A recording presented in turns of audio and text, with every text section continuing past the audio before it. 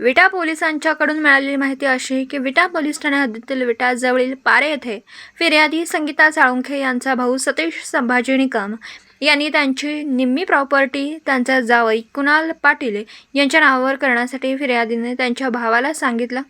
त्याचा राग मनात धरून आरोपी मजकूर संगनमत करून दिनांक 19 रोजी हे फिर्यादीच्या घरी येऊन तुझ्या भावाला 48 तासांची मुदत देतो, तू भावाला बोलवून घे, सदरची प्रॉपर्टी फिरवून दे, नाहीतर तुला व म्हातारीला 48 तासानंतर दाखवतो अशी धमकी देऊन दिनांक 20 रोजी सकाळी 11:30च्या सुमारास फिर्यादीची आई सखुबाई संभाजी निकम वय वर्ष 80 या सध्या राहणार पारे मूळ राहणार चिंचणी मंगरुळ या वृद्ध महिलेच्या प्रॉपर्टीच्या कारणावरून रागाच्या भरात चिडून जाऊन संशयित आरोपी नातू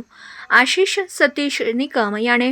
टॉवेलने पारे येथील बेडरूममध्ये गळा आवळून खून केला। या घटनेची माहिती विटा पोलिसांना मिळाल्यानंतर विटा पोलिसांनी घटनास्थळी धाव घेत घटनास्थळी पंचनामा करत वृद्ध महिलेचा मृतदेह विट्यातील ग्रामीण रुग्णालयात पोस्टमार्टम करण्यासाठी हलवण्यात आला।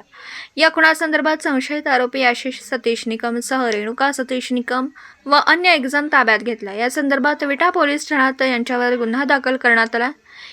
विटा उपविभागीय पोलीस अधिकारी विपुल पाटील यांच्या मार्गदर्शनाखाली विटा पोलीस ठाण्याचे पोलीस निरीक्षक शरद मेमाणे साहेब